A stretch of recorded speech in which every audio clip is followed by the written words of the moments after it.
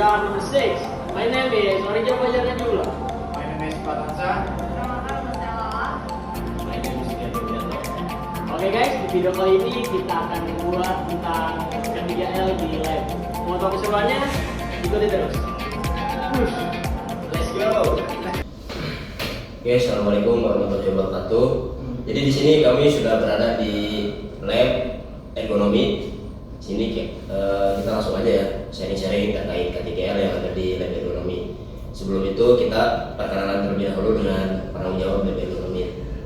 Mas, silakan Mas, perhatian dulu Mas. Ya, perkenalkan nama saya Dedi Kurniawan. Saya selaku penanggung jawab di sini di lab ergonomi ini. Ada yang perlu ditanyakan? Ya, mungkin pertanyaan dari kami cukup sederhana ya Mas ya. Nanti dari masing-masing dari kami akan mempertanyakan terkait K3L yang ada di lab ergonomi ini Mas. Iya. Nah, untuk yang pertama mungkin apa aja sih Mas yang ada di lab ergonomi ini Mas? Di lab ergonomi ini cukup banyak. Jadi ada treadmill, ada sepeda statis, ada conveyor mini, ada ruang kedap suara, ada kursi getar, selain seperti itu. Ternyata ada banyak sekali Mas ya komponen di lab ergonomi ini Mas ya. Lumayan. Juga ya? Iya. Nah, itu kan ada banyak ya Mas ya. Kemudian untuk mengetahui risiko terjadi kecelakaan pada saat praktikum tuh cara mengidentifikasinya gimana Mas?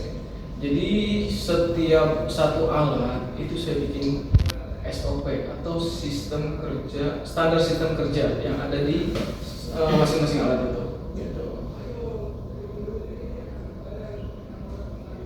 Jadi Mas kan biasanya tuh kalau di lab ergonomi kan biasanya kita nih suka bergerak gimana gitu kan gerakan, contohnya kalau kita pakai metode statis jadi biasanya tuh gerakan apa saja sih yang bisa menyebabkan kita itu jadi cedera gitu. Sebenarnya gerakan apapun itu tidak bikin cedera asalkan kalian pemanasan dahulu seperti yang saya buat di standar sistem kerja di sini. Itu dibuatkan awalnya itu pemanasan terlebih dahulu sebelum menggunakan alat-alat yang ada di sini. Gitu. Jadi kayak gitu ya.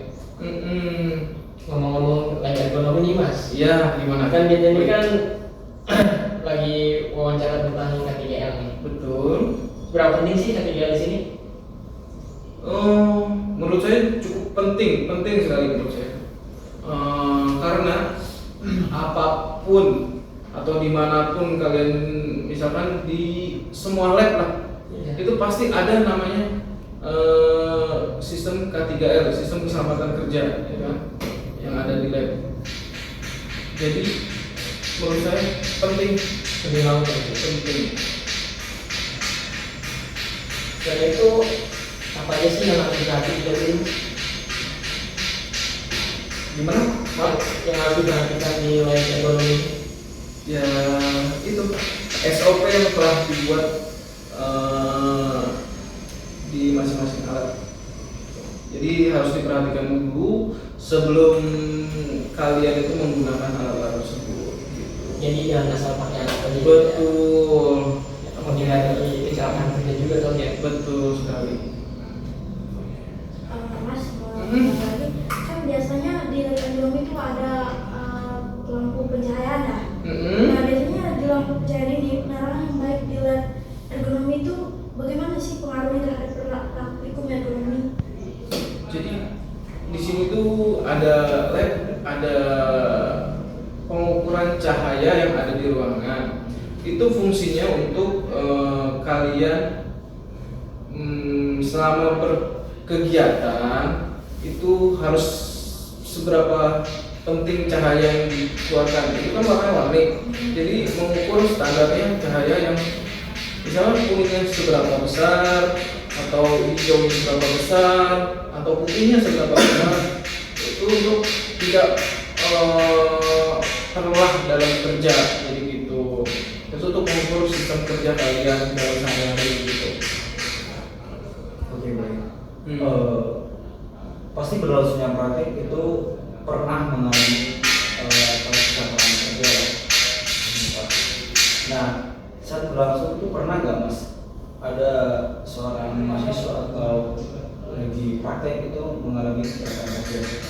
Kemudian apa saja yang menyebabkan potensi-potensi bahaya di lab ergonomi? Selama ini baru pertama kali sih saya tanggung jawab di sini, baru pertama kali ada calon kerja itu cuma kaki kram karena tidak mengikuti SOP yang sudah diberikan gitu. Jadi penanggulangannya mereka harus membaca SOP tersebut sebelum memakai alat gitu. Lebih dari itu berarti aman-aman aja Mas. Aman-aman aja kalau kalian tetap mengikuti SOP-nya. Berarti SOP itu sangat penting ya Mas. Penting sekali. Itu wajib. Ya.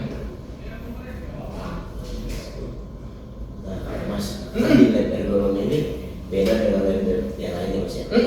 Jadi alatnya juga berbeda, ada treadmill, ada conveyor mini, kemudian ada sepeda juga sana. Dan SOP-nya juga mungkin cukup beda ya Mas ya. Dimana pemanasannya ini juga mengacu pada alat. Nah, alas di lab ergonomi ini diharuskan menggunakan sepatu sporty, bukan sepatu safety Mas. Ya, karena kalau memang kita mau pakai treadmill pakai sepatu safety Berat. ya.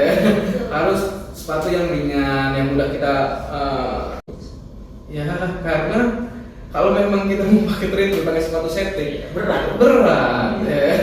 Harus sepatu yang ringan, yang mudah kita menginjak atau berlari biar ringan, tidak menjadikan beban. Kalau sepatu safety kalau kita melangkah aja pun udah menjadi kram otot nantinya. Malah safety sepatu safety-nya. Bukan di tempatnya begitu. Jadi kesimpulannya dimanapun kita berada, dimanapun kita tempat harus patuhi ketiga yang sesuai yang tertera di tempat kerja masing-masing. Jadi Kan ada pepatah di mana tanah dipijak menjadi tulang begini. Ya, jadi kita harus menyesuaikan. Jangan pakai sepatu safety di treadmill. Ya itu kesalahan besar itu. Nggak bisa itu. Mungkin udah teman Mas Rian. Ya, memang betul ya, sepatu safety itu tidak seharusnya digunakan di treadmill. Gimana coba kalau treadmill yang dirusak? Kayak kita Betul. jadi cukup sekian aja pada dari kami. Terima kasih banyak Iya. atas jawaban-jawaban yang sudah diberikan. Semoga bermanfaat bagi teman-teman sekalian juga. Bagi penonton ini, semoga tahu yang menonton ya. Ini daging ini. Jangan ketawa, ini lagi serius. Ya. Kayak ini udah dipotong ini, udah karena. Iya kok jadi potong. Nanti baru udah potong aja. Ya betul. Ya. Terima kasih.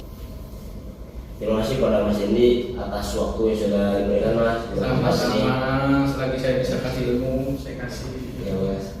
Maaf juga nih kami udah mengganggu jam kerjanya. Gak apa-apa. Juga saya mensosialisasikan. Ya. Bisa Mas. Ya mungkin cukup sekian ya K3GL terkait di Lab ergonomi. lab ergonomi. Ya. Kurang lebihnya mohon maaf. Sekian. Wassalamualaikum warahmatullahi wabarakatuh. Waalaikumsalam warahmatullahi